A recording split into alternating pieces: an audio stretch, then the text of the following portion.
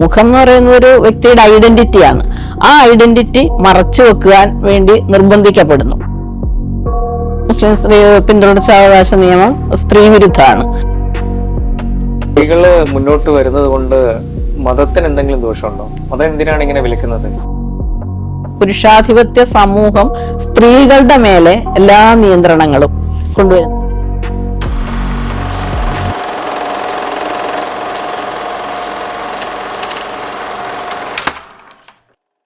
നമസ്കാരം, ഇൻഡെപ്തിലേക്ക് എല്ലാ പ്രേക്ഷകർക്കും സ്വാഗതം. ഇന്ന് നമ്മോടൊപ്പം ഉള്ളത് forum four gender equality among Muslims എന്ന സംഘടനയുടെ പ്രതിനിധിയായ സുൽഫത്ത് ടീച്ചറാണ്. നമസ്കാരം.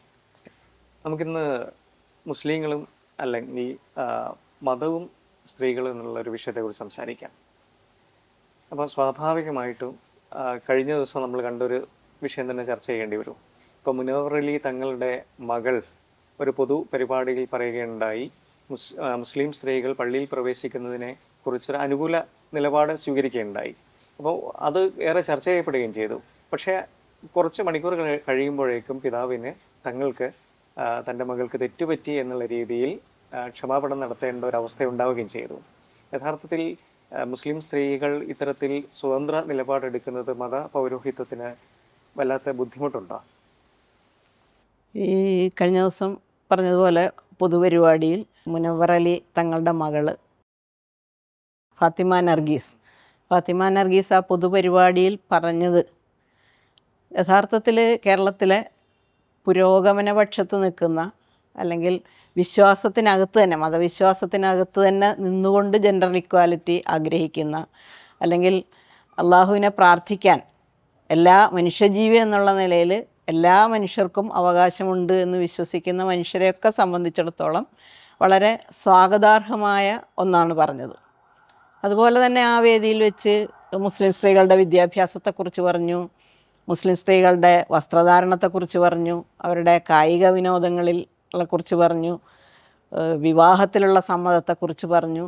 ഈ കാര്യങ്ങളൊക്കെ പറഞ്ഞപ്പോൾ അതൊക്കെ ഇതേപോലെ തന്നെ മതത്തിനകത്ത് നിന്ന് ചില ഈ യാഥാസ്ഥിതിക മതപണ്ഡിതന്മാർ ചിന്തിക്കുന്നതിനപ്പുറത്ത് ആണ് കാര്യങ്ങൾ പറഞ്ഞത്. പക്ഷേ അതിനെയൊക്കെ അങ്ങനെ തന്നെ ഉൾക്കൊള്ളുകയും അല്ലെങ്കിൽ അതിനെ വിമർശിക്കാതെ പള്ളിപ്രവേശത്തെ മാത്രം എടുത്ത് വിമർശിക്കുന്നത് പോലും മറ്റൊരർത്ഥത്തിൽ നമ്മൾ കാണേണ്ടിയിരിക്കുന്നു. അതായത് പറഞ്ഞ മറ്റ് കാര്യങ്ങളൊക്കെ സമൂഹത്തിൻ്റെ മുന്നോട്ട് പോക്കുമായിട്ട് ബന്ധപ്പെട്ട് ഇപ്പോൾ ഒരു ഘട്ടത്തിൽ മുസ്ലിം സ്ത്രീകൾ വിദ്യാഭ്യാസം ചെയ്യരുത് എന്ന് പറഞ്ഞ ഒരു കാലം ഉണ്ടായിരുന്നു. അതിൽ മാറി അതിനെ അങ്ങനെ നിലനിൽക്കാൻ കഴിയില്ല എന്നതുകൊണ്ട് മുസ്ലിം സ്ത്രീകൾ വിദ്യാഭ്യാസം ചെയ്യാൻ തുടങ്ങി. മുസ്ലിം സ്ത്രീകൾ കായിക വിനോദങ്ങളിൽ, അതായത് സ്പോർട്സ് ഇനങ്ങളിൽ, ഫുട്ബോൾ, ഇതിലൊക്കെ മത്സരിക്കാൻ തുടങ്ങി. പിന്നെ വിവാഹത്തിലുമായി ബന്ധപ്പെട്ട ആ പഴയ കാഴ്ചപ്പാടൊക്കെ മാറി, അതായത് അതൊക്കെ മാറിക്കഴിഞ്ഞു. ആ മാറ്റത്തെ ഒന്നും തടുത്തു നിർത്താൻ മതത്തിന് കഴിഞ്ഞില്ല. ഈ ഒരു സംഭവത്തെ പിന്നെയും അതൊരു ശ്രമമാണ്, ഇനിയും തടുത്തു നിർത്താൻ കഴിയുമോ എന്നുള്ള ഒരു ശ്രമമാണ്. അതിൽ ആ പിതാവ് പറഞ്ഞത് അവൾ അറിവില്ലായ്മ കൊണ്ട് പറഞ്ഞതാണ് എന്ന് പറയുമ്പോൾ ആ കുട്ടിയുടെ ഒരു 16-17 വയസ്സുള്ള പെൺകുട്ടിയാണ്, എത്ര ആർജവത്തോടെ പറഞ്ഞ ആ ഒരു കാര്യം അവളുടെ ഒരു വലിയ, അവളുടെ പ്രായത്തിൽ കവിഞ്ഞ അറിവും പക്വതയും ഉള്ള ഒരു പെൺകുട്ടിയുടെ പറച്ചിലായിട്ടാണ് തോന്നിയത്. ആ കുട്ടി അവൾ ധരിച്ചിരുന്ന വസ്ത്രം ഇസ്ലാം മതവിശ്വാസത്തിനനുസരിച്ച് വളരെ യാഥാസ്ഥിതിക കുടുംബത്തിൽ നിന്ന് വരുന്നവരൊക്കെ ധരിക്കുന്നത് പോലെ, അല്ലെങ്കിൽ അത്തരം വസ്ത്രം ധരിച്ചുകൊണ്ട് അതിനകത്ത് നിന്നുകൊണ്ടാണ് അത് പറയുന്നത്. ആ പറച്ചിലിനെ വെറുതെ ഒരു മതനിഷേധിയുടെ വാക്കായിട്ടല്ല കാണേണ്ടത്. യഥാർത്ഥത്തിൽ മതപണ്ഡിതന്മാർ കാണേണ്ടിയിരുന്നത് ഈ മതത്തിനകത്തെ പുതിയ തലമുറ ആഗ്രഹിക്കുന്നത്, കാലത്തിനനുസരിച്ച് മാറാൻ ആഗ്രഹിക്കുന്നു എന്നായിരുന്നു മനസ്സിലാക്കേണ്ടിയിരുന്നത്. പക്ഷേ ആ പിതാവിനത് തള്ളി പറയേണ്ടി വന്നത് ഈ ഒരു ഭയന്നിട്ടാണ്. അതായത് യാഥാസ്ഥിതിക മതബോധത്തെയും അല്ലെങ്കിൽ അത്തരം പണ്ഡിത വിഭാഗങ്ങളെയും ഒക്കെ ഭയന്ന്, അതൊരു വിവാദമാകുന്നതിനെ ഭയന്നുകൊണ്ടാണ് അങ്ങനെ പറഞ്ഞത് എന്നാണ് തോന്നുന്നത്. സ്ത്രീകൾ മുന്നോട്ട് വരുന്നത് കൊണ്ട് മതത്തിന് എന്തെങ്കിലും ദോഷമുണ്ടോ? മതം എന്തിനാണ് ഇങ്ങനെ വിളിക്കുന്നത്? മതം, എല്ലാ മതങ്ങളും അടിസ്ഥാനപരമായിട്ട് പുരുഷ മേധാവിത്വപരമാണ്. അതായത് സമൂഹത്തിൽ പുരുഷ മേധാവിത്വം ഉണ്ടായതിന് ശേഷം, അതായത് കാർഷിക സംസ്കാരവുമായി ബന്ധപ്പെട്ട് പുരുഷ മേധാവിത്വം രൂപം കൊള്ളുന്നു, അതിന് ശേഷം മതങ്ങൾ രൂപം കൊള്ളുകയാണ്. അപ്പോൾ ആ മതങ്ങളിൽ സ്വാഭാവികമായിട്ടും പുരുഷാധിപത്യ മനോഭാവവും പാട്രിയാർക്കിയും ഒക്കെ അതിൻ്റെ അടിസ്ഥാന ഘടകമാണ്. അതിൽ നിന്നുകൊണ്ടാണ് മതങ്ങളുണ്ടായത്. അതുകൊണ്ട് തന്നെ ഇസ്ലാം മതം എന്ന് മാത്രമല്ല, എല്ലാ മതങ്ങളും സ്ത്രീകളുടെ മുന്നോട്ട് വരവിനെയും സ്ത്രീകളുടെ ചിന്തയെയും സ്ത്രീകളുടെ സാമൂഹ്യ ഇടപെടലിനെയും ഒക്കെ ഭയക്കുന്നുണ്ട്. അങ്ങനെ ഭയക്കുമ്പോൾ പോലും മറ്റു മതങ്ങളിലൊക്കെ നടക്കുന്ന നവീകരണ ശ്രമങ്ങൾ, ഇസ്ലാം മതത്തിൽ നവീകരണ ശ്രമങ്ങൾ നടന്നില്ല എന്ന് ഞാൻ പറയുന്നില്ല. ഒരുപാട് നവീകരണം നടന്നിട്ടുണ്ട്. അതിൻ്റെ ഒരു വിശ്വാസ സംഹിതയൊക്കെ വെച്ച് നോക്കിയാൽ വലിയ മാറ്റങ്ങൾ സംഭവിച്ചുകൊണ്ടിരിക്കുന്നു. അതിനകത്ത് തന്നെ ഒരുപാട് നവ ചിന്തകളും നവോത്ഥാനവും നടന്നുകൊണ്ടിരിക്കുന്ന ഒരു മതമാണ് ഇസ്ലാം മതം. പക്ഷേ ഈ സ്ത്രീകളെ എങ്ങനെയും ഒരു രണ്ടാംകിടയായിട്ട്, അല്ലെങ്കിൽ സ്ത്രീകൾ പുരുഷാധിപത്യത്തിന്, പുരുഷൻ്റെ കാഴ്ചയ്ക്കും കാഴ്ചപ്പാടിനും അനുസരിച്ച് ആണ് ജീവിക്കേണ്ടതെന്നുള്ളൊരു ആ ആധിപത്യ മനോഭാവം ഇസ്ലാം മതത്തിൽ വളരെ ശക്തമായിട്ടുണ്ട്. അതിൻ്റെ ഒരു പ്രകടന രൂപമാണ് സ്ത്രീകളെ വിലക്കുന്നത്. പക്ഷെ അത് എല്ലാ കാലത്തും അതുണ്ടായിട്ടുണ്ടെങ്കിലും അതിനെയൊക്കെ മറികടന്നുകൊണ്ടാണ്. ഇപ്പോൾ ഈ ഫാത്തിമ നർഗീസ് പോലും അതിനെയൊക്കെ മറികടന്നുകൊണ്ട് നല്ല വിദ്യാഭ്യാസം നേടുന്നു എന്ന് മാത്രമല്ല, സാധാരണ ഒരു സ്ത്രീകൾ, മുസ്ലിം സ്ത്രീ എന്നല്ല, സാധാരണ സ്ത്രീകൾ പോലും കടന്നു ചെല്ലാത്ത കായിക മേഖലയിലേക്ക് അവൾ കടന്നു ചെന്നിട്ടുണ്ട് എന്നുള്ള ആ പറച്ചിൽ നിന്ന് വരുന്നുണ്ട്.